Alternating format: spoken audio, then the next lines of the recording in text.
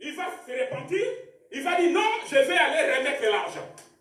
Et quand il arrive pour remettre l'argent, comme la prophétie devait s'accomplir à la lettre, les sacrificateurs vont dire non, pas de question. C'est ton argent. On a accompli le marché. Nous avons ce qu'on avait besoin. Toi, va, débrouille-toi. Je lui ai dit non. Cet argent, l'argent du sang, moi je dois sortir avec ça. Donc, il faut que l'esprit de la prophétie touche Judas. Il ne pouvait pas sortir avec cet argent pour aller manger l'hamburger, pour aller manger la KFC, je ne sais pas où quoi. Ou aller dans le marché de Clémenceau, acheter de la viande. Judas, l'esprit de la prophétie va les saisir pour qu'ils jettent l'argent là-bas. Alléluia. Maintenant, les bien-aimés, ils vont ramasser l'argent. Ils vont dire, cet argent, c'est l'argent du sang. Qu'est-ce qu'on va faire de cet argent? Il ne nous est pas permis de mettre cet argent dans les trésors. Mais il faut s'arranger afin que cet argent, il puisse acheter un champ ou bien un cimetière pour les étrangers. Aha! Nous comprenons maintenant que le cimetière que Abraham avait acheté, lui qui était étranger, lui était dans un pays étranger, mais c'était pour les étrangers. Alors le Seigneur Jésus-Christ est venu pour être vendu, pour être acheté, afin qu'avec cet argent, on puisse nous trouver un cimetière en Israël. Amen. Alléluia. Amen. Voilà pourquoi la Bible dit que nous étions sans Dieu, sans cité en Israël. Mais aujourd'hui, à travers le sang de Jésus-Christ, nous avons de la terre en Israël. Amen. Alléluia. Voilà pourquoi les cimetières d'Israël physiques, si on se rencontre aujourd'hui, il te pose la question, ou bien il me pose la question. Hé, messieurs, mon ben, vous écoutez, pourquoi vous priez notre Dieu? Il dit, ce n'est pas moi. Ce n'est pas mon problème. Mais non, c'est notre Dieu. Moi, je dis, ce n'est pas mon problème. C'est le problème des cimetières. Alléluia. Moi, j'étais là. J'étais assis chez moi. J'ai mangé, je vivais tranquillement. Mais quelqu'un est venu. Il dit que non, écoutez, moi je vais acheter la terre en Israël pour que toi tu sois enterré là-bas. Et je suis venu, je suis entré dans le cimetière. Où est mon problème? Alléluia. Donc que tu sois juif, tu ne peux pas me faire sortir de ce cimetière-là. Puisque je me trouve déjà en Israël. Je ne sors plus. Alléluia. Donc ce n'est pas mon problème. Si tu as le problème, demande à lui. Ce n'est pas mon problème. Moi j'étais là, je ne savais même pas. Lui-même, par son amour, il est venu me chercher. Et comme on a salami. Alléluia. Nakoti, Nasani, Nasi Nagakinia. Alléluia. Laisse-moi te dire, tous les rois, tous les présidents que vous voyez ici dans le monde, ils n'ont pas la paix. Ils n'ont pas le repos. Même la nuit, la journée, ils doivent aller dans des réunions, dans des conférences, dans quel pays, il faut aller négocier, il faut faire des affaires. La nuit, ils ne dorment pas non plus. Ils n'ont pas de repos. Mais toi et moi, que tu dormes affamé ou pas, mais tu as la paix du cœur. Alléluia. Tu as les repos dans ton cœur. Et ces repos-là se manifestent à l'extérieur. Alléluia. Voilà pourquoi dans ton sous, on peut te voir comme ça. On dit, mais cette sœur-là, moi j'ai écouté son problème. J'ai écouté son histoire. Mais quand elle est à l'église, elle est toujours joyeuse. Elle est toujours contente. Mais il faut dire que ce n'est pas mon problème à moi, c'est le problème des cimetières. Amen. Alléluia. On va couper l'argent. Ou bien on a supprimé l'argent de l'allocation des enfants. Je me dis un moment. Ah Seigneur, qu'est-ce qui va se passer?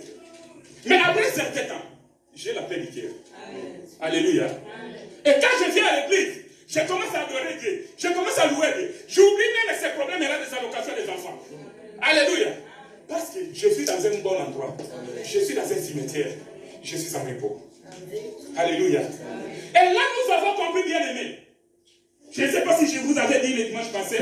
Les enfants d'Israël, quand ils sont sortis de l'Égypte, arrivés en chemin, au lieu de dire non, écoute, Moïse, tu nous as menés sur le désert, nous voyons qu'il y a des scorpions, il y a des serpents, ou il y a de la chaleur.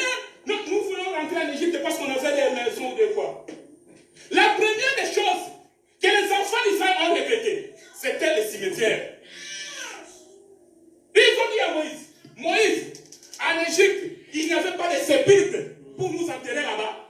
Tu nous as amenés au désert pour que les Égyptiens viennent nous tuer ici au désert. Nous avons compris que les enfants d'Israël, tout en étant en Égypte, ils avaient compris que leur repos c'était dans les cimetières. Parce qu'ils n'ont pas regretté autre chose. C'est plus tard qu'ils vont regretter les pains, les viandes, les hamburgers qu'ils ont mangés. Mais la première des choses qu'ils ont regretté, c'était les cimetières. Aujourd'hui, nous avons compris dans la révélation que les cimetières seraient un véritable lieu de repos. Amen. Alléluia. Les enfants d'Israël. Moïse, des cimetières que nous avons laissés là en Égypte. Tu nous as amenés ici pour qu'on vienne nous tuer ici au désert. Puisqu'au désert, quand on allait les tuer comme ça, ils allaient être là dans un cimetière, je ne sais pas si on allait appeler ça fosse commune. Moi, je ne sais pas. Alléluia. Le véritable cimetière, c'est notre Seigneur Jésus-Christ. Alléluia. Peu importe, bien-aimé, ce qui peut arriver, peu importe ce qui peut se passer, mais nous avons notre cimetière qui est Jésus-Christ. Et nous avons lié cette histoire de cimetière pour chercher toujours des témoins pour confirmer cela. Dans Matthieu, j'aimerais qu'on dise cela. Nous connaissons tous les versets en question. Matthieu, chapitre 11, versets 28 à 29. Matthieu, chapitre 11, verset 28 à 29. Matthieu 11, 28 à 29. Je lis au nom de notre Seigneur Jésus. Amen. Venez à moi, vous tous qui êtes fatigués et chargés, et je vous donnerai du repos. Prenez mon joug sur vous et recevez mes instructions, car je suis doux et humble de cœur, et vous trouverez le repos pour vos âmes. Amen. Alléluia. C'est ici que le Seigneur Jésus-Christ nous a confirmé que lui, il est le repos. Lui, c'est lui le véritable cimetière. Alléluia. Mais, comme je dis toujours, quand nous lisons la Bible, nous devons méditer. La Bible nous demande de méditer et non de lire la Bible comme un journal. Même l'ordre des mots dans la Bible, c'est tout un enseignement. Alléluia. Parce que ici, le Seigneur Jésus-Christ est en train de dire, venez à moi, vous tous qui êtes fatigués et chargés. Alléluia. Mais la personne doit tout d'abord être chargée, fatiguée, et puis chercher du repos. Alléluia. Mais ici, Jésus commence par vous tous qui êtes fatigués. Si moi je n'ai pas porté la charge, en quoi je serai fatigué? Alléluia. Mais c'était tout un enseignement que Jésus avait donné ici. Mais il faut avoir l'œil de l'aigle pour voir ça. Alléluia. Or, nous disons que quelqu'un qui peut être fatigué, c'est quelqu'un qui a porté la charge. Celui qui peut être fatigué, c'est quelqu'un qui a travaillé et à la fin il est fatigué. Alléluia. Or, la Bible nous dit que l'homme doit travailler pendant 6 jours. Le 7e jour, il doit se reposer. Alléluia. Attendez.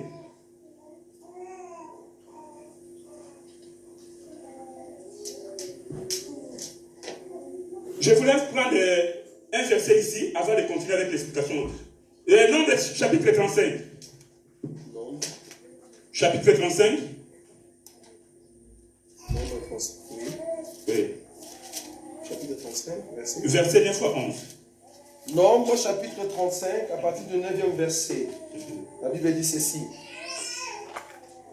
L'Éternel parla à Moïse et dit, parle aux enfants d'Israël et dit, dis-le, lorsque vous aurez passé les Jourdains et que vous serez entrés dans le pays des Canaan, vous vous établirez de villes qui soient pour vous de villes de refuge, où vous pourra, de villes de refuge, où pourra s'enfuir le meurtrier qui aura tué quelqu'un involontairement. 12. Ces villes vous serviront de refuge contre les vengeurs du sang, afin que le meurtrier ne soit point mis à mort avant d'avoir comparu devant l'assemblée pour être jugé. Amen. Amen. Alléluia. Amen. Ici, la Bible nous parle de villes de refuge. Ville de refuge pour un meurtrier. Un meurtrier, c'est lui qui a tué un homme comme on avait dit, involontairement, il doit fuir. Il doit fuir. Et il faut savoir courir pour entrer dans la ville. Et une fois entré dans la ville, personne ne peut te toucher. Tu es devenu intouchable. Alléluia. Je crois que Dr. Roger nous avait donné aussi un enseignement sur ces passages. Hein? L'esprit. Alors, voilà. C'est-à-dire, la personne doit courir. Donc, s'il faut courir, que les talons touchent dans la nuque ici, cours. Alléluia. Amen. Parce que si on t'attrape en chemin, Non, c'est pas comme ça. on t'attrape en route. Non. Alléluia. Mais une fois dans la vie, tu as la vie sauvée. Alléluia. Donc la personne qui a couru, il est fatigué. Alors une fois il entre dans la vie, il se repose. Ouf. Enfin, je suis arrivé. Alléluia. Et la personne qui travaille ici, qui est fatiguée ici quand le Seigneur Jésus parle, c'est quelqu'un qui a travaillé. Il a travaillé, mais il est maintenant fatigué. J'ai travaillé, mais je trouve aucun résultat. Maintenant, qu'est-ce que je dois faire? Je suis fatigué de cette vie. Alléluia. Je suis fatigué de cette vie. C'est là que le Seigneur maintenant se présente. Alléluia. Parce qu'il sait que tu as travaillé pour la chair. Tu as travaillé pour le péché. Tu as travaillé dans le compte de Satan. Maintenant tu es fatigué. Tu ne peux plus. Il vient maintenant. Venez à moi, vous tous qui êtes fatigués. Et moi je vous donnerai du repos. Alléluia. Bien-aimés, nous avons travaillé pour le compte de la chair. Nous étions les esclaves de Satan et diable. Alléluia. Nous avons travaillé pour le compte du diable. Nous avons satisfait cette chair. Nous avons satisfait nos désirs. Donc, ce que nous voulions. Et nous étions fatigués. Mais nous, quand nous avons entendu la voix du Seigneur Jésus-Christ, et nous sommes venus. Alléluia. Et nous sommes venus. Et là, le Seigneur nous a donné du repos. Nous sommes parmi ceux-là qui étaient des meurtriers, des assassins, des pécheurs. Alors l'évangile nous a suivis. Nous avons couru avec la fatigue, avec le souffle. Mais une fois dans la ville de refuge, nous avons notre repos.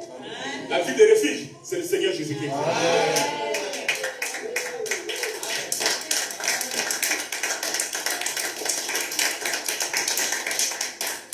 Alléluia. Comme je disais, nous avons travaillé pour le compte de Satan. Parce que nous étions les pécheurs. Or, la Bible me dit, celui qui a connu Dieu ne pêche plus. Alléluia. Donc tu as travaillé, tu as péché pendant 6 jours. Alléluia. Mais une fois dans la ville de refuge, une fois dans le repos, tu es en repos, tu ne pêches plus, tu ne travailles plus. Ton travail est fini là-bas. Maintenant, tu as un autre contrat, tu travailles pour le compte d'une autre personne.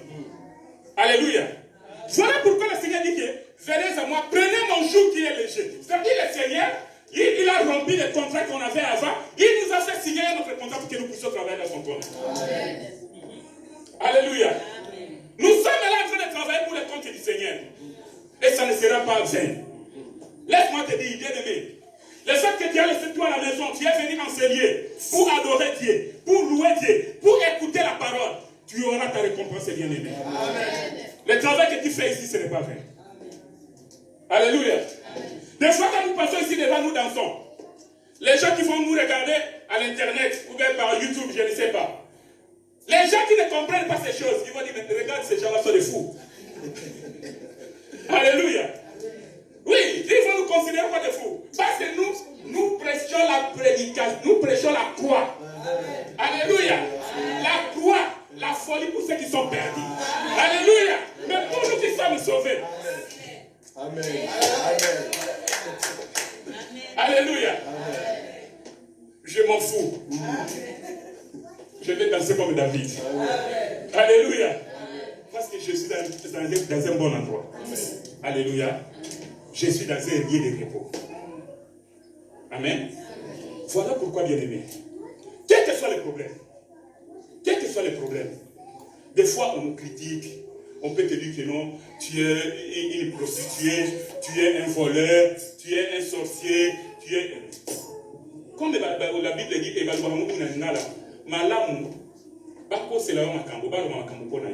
mais pas couper un homme.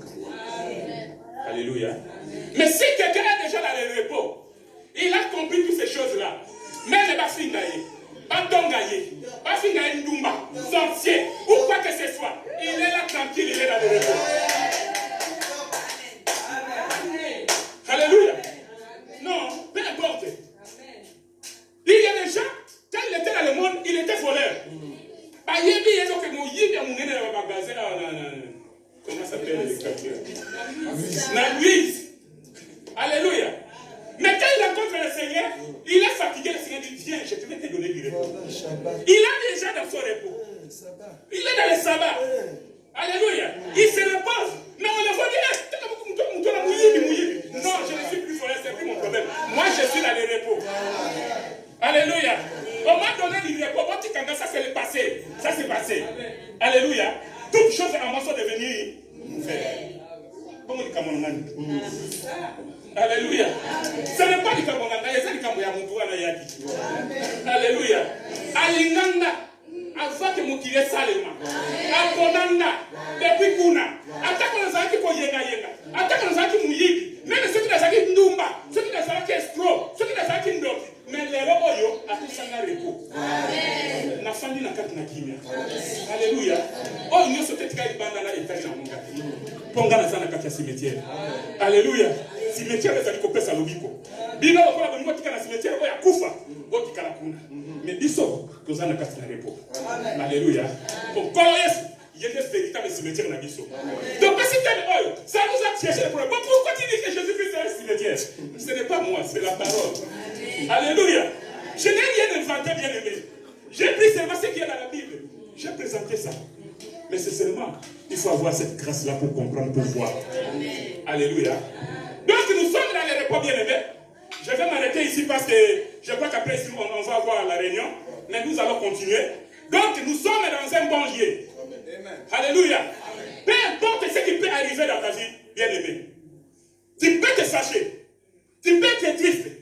Mais prends la parole et souviens-toi que tu es dans les cimetières. Et dans les cimetières, le Seigneur t'a donné des repos.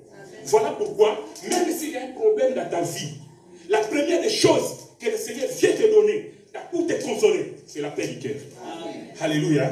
Parce que quand nous allons dans les cimetières, nous allons voir que tout est calme. Alléluia. Il y a des gens à l'intérieur. Alléluia. Des pourritures ou quoi, je ne sais pas. Mais c'est le silence qui règne. Alléluia. Parce que dans les cimetières, nous sommes là-dedans. Voilà pourquoi nous gardons silence. Nous gardons notre calme. Parce que Jésus-Christ est notre cimetière. Et nous sommes semés dans ces champs, dans ces cimetières, qui est le Seigneur Jésus-Christ. Alléluia. Alors, que le Seigneur vous bénisse. Si tu es vraiment dans les cimetières, quand on adore, tu vas entrer. Alléluia. Tu vas entrer dans la profondeur. Vous savez, il y a des gens, quand on vient à l'église, quand les autres adorent, lui n'arrive pas à entrer dans l'adoration. Bien aimé, il y a un problème. Parce que quand nous venons ici, ceux qui sont mariés, il faut oublier ta femme, il faut oublier tes enfants, il faut oublier, si tu as des bébés, là ça va, tu vas t'occuper des enfants des bébés. Mais quand on est dans la présence de Dieu, parce que devant Dieu, il n'y a ni homme ni femme. Alléluia. Parce qu'il a besoin de vrais adorateurs, ceux qui l'adorent en esprit et en vérité. Alors quand nous adorons Dieu en esprit, nous sommes en esprit. La chair là s'efface. Alléluia. Il faut savoir adorer Dieu. Alléluia. Vous savez, souvent dans les églises, il y a des gens qui viennent pour chercher telle chose, telle autre chose. Ce n'est pas mauvais. Mais quand nous prêchons la parole de Dieu, quand nous présentons la parole de Dieu, alors nous nous présentons le Seigneur Jésus-Christ. Ici, tu peux faire ici 2 ans, 3 ans, 4 ans, 5 ans. Je ne sais pas si tu vas écouter la prédication sur la prospérité. Comment avoir l'argent? C'est une méthode pour avoir de l'argent. Je vais vous donner des techniques. Comment devenir riche? Ça, bien aimé, oublie ça. Parce qu'ici, nous avons compris une chose. Alléluia. Amen. Vous savez, j'aime répéter cette histoire parce que ça me vient toujours à cœur. C'est là où j'ai épuisé ma source. L'histoire de Jacob avec Léa et Rachel. Jacob raconte Rachel au puits d'eau. Il va aimer Rachel.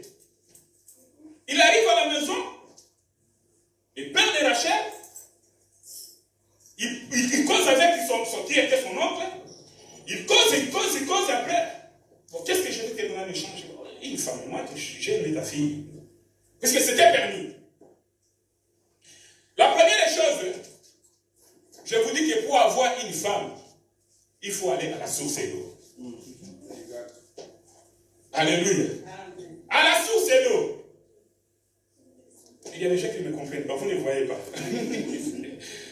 J'ai dit, Jacob a rencontré Rachel à la source d'eau, au puits d'eau. Quand je vais chez Moïse, comment tu as trouvé ta femme? Moïse va me dire, écoute, moi j'étais un fuyard, j'ai fui l'Égypte, j'ai parti, mais je suis arrivé au puits d'eau et je vois les 7 filles de Jéthro qui sont venues puiser l'eau. Alors, Moïse a trouvé sa femme au puits d'eau. Alléluia. Or, l'eau représente la parole de Dieu. Alléluia. Alors, si tu veux être propre, toutes les mamans, écoutez-moi très bien. L'eau a été faite pour les mamans. Alléluia. Maman, si tu veux avoir un bon mari, il faut aller à la source d'eau. Alléluia. Parce que quand tu arrives à la source, quand tu vas chercher à puiser l'eau, quand tu vas avoir de l'eau, c'est là que tu vas raconter ton mari. Or, la source d'eau ici, c'est bien d'autre que la parole de Dieu. C'est l'enseignement. C'est le Seigneur Jésus-Christ. Voilà pourquoi, quand Jacob arrive chez Laban, il va travailler 7 ans pour avoir Rachel. Mais à la fin de son travail, Laban va regarder, il dit, hé, Jacob, écoutez, dans ce pays, il y a une loi. On ne peut pas épouser la petite sœur avant la grande sœur. Mais comment ça? Mais oui, c'est comme ça. Parce que je n'ai pas compris comment Jacob a déjà passé beaucoup de temps là-bas. Bon, il a travaillé tout d'abord 7 ans. À part les 7 ans qu'il a travaillé pour avoir Rachel, il commençait déjà à travailler avant qu'on puisse lui proposer la femme. Mais la nuit, Jacob ne pouvait que devenir aveugle pour ne pas voir que c'était Léa et que c'était Léa. Amen. Il ne pouvait pas comprendre que c'était Léa. Ce n'est pas normal. Donc la nuit, et nous comprenons, quand Rabban va donner cette réponse-là, quand nous allons dans les Écritures, nous allons comprendre que cette parole qui nous dit, cherchez premièrement le royaume de Dieu et tout le reste vous sera donné par-ci quoi. Alléluia. Pourquoi cette parole s'est accomplie avec Jacob et Léa? Parce que quand nous regardons les enfants que les 2 femmes-là ont eu, nous allons voir que c'est Léa qui avait donné naissance à Juda. Alléluia. Or, Juda, c'est la louange. Juda, c'est le roi. Nous comprenons que le royaume se trouvait chez Léa. Voilà pourquoi le Père va donner premièrement Léa, parce qu'il nous a donné le royaume, et les restes sont venus par après. Alléluia. Amen. Donc ici, nous avons Juda. Et nous présentons Juda. Nous présentons Juda. Tout le reste, le Seigneur va ajouter seulement. Alléluia. Amen. Alors, nous sommes en train de parler de la sépulture ou les cimetières. Et nous avons dit que la sépulture, c'est notre Seigneur Jésus-Christ. Et nous sommes en train de marcher là-dessus. Notre devoir maintenant est de marcher dans les Écritures pour vérifier, pour vous montrer que quand nous parlons des cimetières, c'est le Seigneur Jésus-Christ. Nos versets clés sont là. Que je n'aime pas qu'on répète la lecture pour gagner du temps. Parce qu'on a beaucoup de choses à dire. Alléluia. Mais aujourd'hui, j'aimerais que nous puissions comprendre comment avons-nous reçu le repos. Amen. Alors sans plus tarder, nous allons ouvrir nos Bibles. Nous allons commencer avec Exode chapitre 20, versets 8 à 11. Exode chapitre 20, le verset 8 jusqu'à 11, je lis au nom de Jésus. Amen. Souviens-toi du jour du repos pour le sanctifier. Tu travailleras 6 jours et tu feras tout ton ouvrage. Mais le 7e jour est le jour du repos de l'Éternel ton Dieu. Tu ne feras aucun ouvrage, ni toi, ni ton fils, ni ta fille, ni ton serviteur, ni ta servante, ni ton bétail, ni l'étranger qui est dans tes portes. Car en 6 jours l'Éternel a fait les cieux, la terre et la mer, et tout ce qui est contenu. Et il s'est reposé le 7e jour. C'est pourquoi l'Éternel a béni le jour du repos et l'a sanctifié. Amen. 21. Exode chapitre 21, à partir du 1er jusqu'au 2e verset. Amen. Voici le loi que tu leur présenteras. Si tu achètes un esclave hébreu, il servira 6 années. Mais la 7e année, il sortira libre sans rien payer. Amen. Alléluia. Amen. On s'arrête tout d'abord là. Nous sommes en train de parler du repos. Et nous avons démontré qu'Abraham,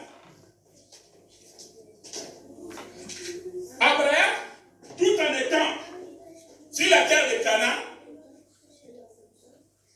il avait acheté un champ pour faire les cimetières. Le Seigneur Jésus-Christ, il est venu, la finalité, il va acheter un champ avec son sang. Le Seigneur Jésus-Christ nous a achetés par son sang. Voilà pourquoi nous disions que nous, comme nous sommes là, peu importe ce qu'un juif peut me dire, nous avons dit ça le dimanche passé, que moi si je suis là, si je crie à ce Dieu-là, c'est parce qu'il y a quelqu'un qui m'avait vu, il m'avait aimé, et il est venu me racheter au prix de son sang. Voilà pourquoi je me retrouve ici. Donc, que ce soit sur la terre de Canaan, que ce soit en Israël, là-bas, moi j'ai une portion de terre que le Seigneur Jésus m'a donnée au prix de son sang. Et je me retrouve ça. Et je me retrouve là. Donc, je suis dans les cimetières. Alors nous avons dit que quelqu'un qui est au cimetière, c'est un homme qui est mort. Alléluia. Physiquement, nous avons dit que nous voyons les cimetières ici. Quand il va aller là-bas, c'est le silence total. Alors, nous en tant que chrétiens, quand nous venons en Christ, nous devons mourir, bien-aimés. Nous devons mourir. Si tu ne veux pas mourir, tu n'auras pas l'endroit dans les cimetières. Alléluia. Pour que tu puisses avoir l'endroit ici, pour contenter, il faut accepter de mourir. Parce que les vivants ne peuvent pas entrer dans les cimetières. Alléluia. Si tu es vivant, tu ne vas pas entrer au cimetière. Or, notre cimetière, quand nous venons en Christ, nous étions des morts. On a dit ça le dimanche passé, je répète un peu. Nous étions morts. Nous arrivons à Christ. Tout en étant à Christ, nous devons mourir encore.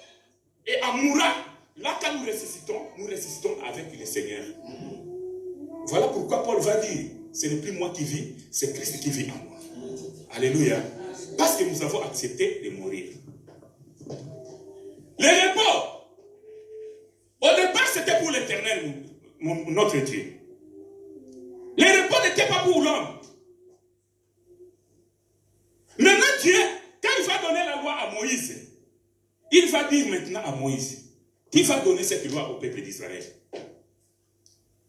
Le peuple d'Israël doit travailler 6 jours. Mais le 7e jour, il va se reposer. Le 7e jour, personne ne va travailler. Que ce soit toi, que ce soit l'esclave qui est dans ta maison, que ce soit ton bétail. Donc rien du tout. Au 7e jour, on ne pouvait même pas allumer le feu. gens qui pratiquent encore la loi parce qu'on a vu des choses, on a écouté des enseignements terribles, horribles. Jusqu'au jour d'aujourd'hui, il y a des gens qui continuent à pratiquer la loi. Mobesu, tel que Dieu avait donné à Moïse. C'est grave. Donc, quand Dieu avait donné cette loi-là au peuple d'Israël, aujourd'hui là, comme nous sommes là, les mamans, vous ne deviez même pas allumer votre réchaud. Si hier tu n'avais pas préparé, c'est pour ça, tant pis pour toi. C'était la loi. Et tout le monde devait obéir à cette loi. Maintenant, cette loi qui était pour Dieu, les repos là qui étaient pour Dieu, il va maintenant céder ça à l'homme, au peuple d'Israël. Vous non plus, puisque le Seigneur a travaillé 6 jours, le 7e jour s'est reposé, et vous aussi, vous allez travailler 6 jours, le 7e jour, vous ne ferez rien. Mais le peuple de Dieu n'avait pas compris, le peuple d'Israël. Et j'aime ça. Mais, dans ce verset que nous avons lu, bien aimé, la Bible dit que si tu achètes un esclave hébreu, on avait déjà expliqué ça ici, mais si tu achètes un esclave hébreu, il va travailler 6 années, 6 ans. Le 7e jour, il va lui donner la liberté, il va rentrer, il va sortir libre. Alors, cet hébreu, cet esclave qui travaille ici, pendant 6 années, quand il arrive dans le 7e année, il doit sortir librement. C'est-à-dire qu'il ne va plus travailler. En d'autres termes, il va se reposer. Parce qu'il était esclave. Voilà pourquoi, dans notre premier tableau que nous avons présenté ici, nous avons divisé ce tableau en 2 parties. Nous avons le temps de la loi et nous avons le temps de la grâce. Nous disons ceci. Israël, au temps de la loi, puisque ici on nous parle d'un esclave hébreu. Or, esclave hébreu, quand il travaillait, il était l'esclave de la loi. Il travaillait, il devait obéir, respecter la loi. Quelle que soit la dureté de la loi, il devait être là en train d'obéir, de travailler. Le peuple d'Israël, il était esclave de la tradition. Il était esclave de la coutume. Et il était esclave de l'idolâtrie. Et quand nous parlons de l'idolâtrie, du péché. Maintenant, dans la nouvelle alliance, au temps de la grâce, l'homme de Dieu, nous continuons avec la lecture, s'il vous plaît. Jean chapitre 8, verset 34. Jean chapitre 8, à partir du 34e verset, Amen. Je lis au nom de Jésus. Amen. En vérité, je vous l'ai dit. Leur répliqua Jésus, quiconque se livre au péché est esclave du péché. Amen. Romains chapitre 6, verset 16 à 18. Romains chapitre 6, verset 16 à 18. Je lis rapidement. Ne savez-vous pas qu'en vous livrant à quelqu'un comme esclave, pour lui obéir, vous êtes esclave de celui à qui vous obéissez, soit du péché qui conduit à la mort, soit de l'obéissance qui conduit à la justice. Amen. Amen. Alléluia. Jusqu'à 18, c'est ça? Oui, jusqu'à 18.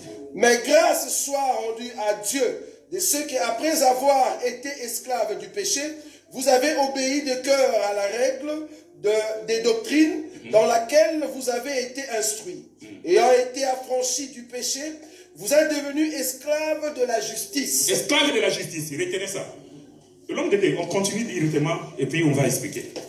Galates 4, verset 3 à 9. Galates chapitre 4, 3 à 9. Oui. Nous aussi, de la même manière, lorsque nous étions enfants, nous étions sous l'esclavage de principes élémentaires du monde.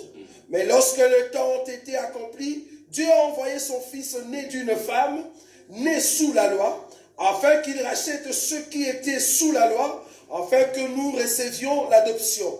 Et parce que vous êtes fils, Dieu a envoyé dans nos cœurs l'esprit de son Fils, lequel crie Abba Père.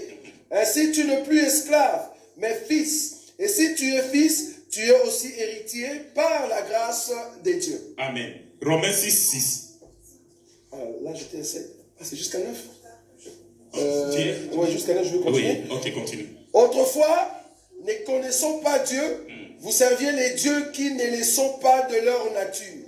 Mais en présent que vous avez connu Dieu, ou plutôt que vous avez été connu de Dieu, comment retournez-vous à ces faibles et pauvres principes élémentaires auxquels vous voulez vous asservir encore?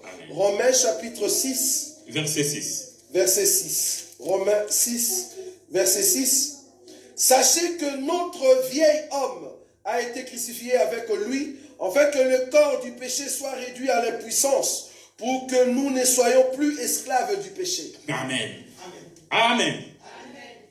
Bien-aimés, comme nous l'avons dit ici, la Bible nous dit clairement, parce que ici, ce peuple juif, ce peuple d'Israël, en marchant dans la tradition et la coutume, ils sont restés jusqu'aujourd'hui, dans leur tradition, dans leur coutume. Jusqu'à ce que le Seigneur Jésus était venu sur la terre, et il s'était accroché à la tradition, à la coutume, ou à la loi de Moïse. Voilà pourquoi nous disons que le peuple d'Israël n'a pas le repos. Parce que le peuple d'Israël est resté ici esclave. Il n'a pas voulu avoir la liberté. Maintenant, au temps de la grâce, la Bible nous dit clairement que celui qui obéit à quelqu'un, qui le commande, qui le dirige, et toi qui obéis, tu es esclave de cette personne-là. Et la Bible va plus loin pour nous dire clairement que celui qui commet le péché, il est esclave du péché. Alléluia. Voilà pourquoi nous comprenons que pour être libre et avoir du repos, toi tu dois tout d'abord rompre avec le premier mari. Parce que le mari c'est celui qui domine. Alléluia. Le mari donne l'ordre et la femme exécute. Développer ça dans la troisième partie pour que le Seigneur vienne nous chercher, pour que nous devenions sa femme ou sa fiancée. Il faut que le premier mari doit mourir. Alléluia. C'est là où nous prêchons comme ceci. Je vous ordonne d'être des assassins. Alléluia. Je vous donne la permission d'être des assassins. Qui est-ce que vous allez tuer? Alléluia. Devenir assassin, c'est bon. Mais qui tu vas tuer? Alléluia. Nous devons tuer les péchés qui étaient à nous. Alléluia. Il faut tuer les désirs de la chair. Il faut tuer les désirs du cœur. Quand cet homme, ce mari-là va mourir, alors le Seigneur Jésus-Christ vient, il nous adopte et il nous apprend comme ça. Il nous prend comme ça. Alléluia. La Bible dit que nous étions sans Dieu, on ne connaissait pas Dieu. Nous n'étions pas connus de Dieu. Mais aujourd'hui, que nous connaissons Dieu et Dieu nous connaît, donc, il nous a donné un esprit qui crie en nous, Abba Père. La Bible dit que nous ne sommes plus esclaves du péché. Car la Bible dit que celui qui est de Dieu, celui qui connaît Dieu, ne pêche point. Alléluia. Nous, les enfants de Dieu, écoutez-moi bien, nous ne péchons pas. Un enfant de Dieu ne peut pas pécher. Un enfant de Dieu peut trébucher. Il tombe, il se relève vite. Il se répand et il continue la marche. Parce que quelqu'un qui pêche, donc il est encore esclave du péché, il n'est pas encore mort, alors il ne peut pas avoir l'endroit dans les cimetières. Alléluia. Bien-aimés, nous étions esclaves de tradition. Nous étions esclaves de nos coutumes. Nous étions esclaves de nos ancêtres. Alléluia. Vous savez, chez nous, je n'aime pas parler des choses comme ça de chez nous, des mois. Mais excusez-moi. Vous savez, il y a un poisson qu'on appelle nzombo. Vous le connaissez? Anguille. Nzombo. Il y a motomoko. Mais c'est ce qui va péter le monde à Moussaka Nangaïngaï. Merde. Mais il y a des tribus qui disent que nous, on ne mange pas les nzombo. Alléluia. Invite-moi chez toi. Puisque toi, tu as encore dans la tradition, moi je vais venir, je vais te dire, maman prépare-moi ce nzombo avec mon sac en ganga. Nako bête en sérieusement.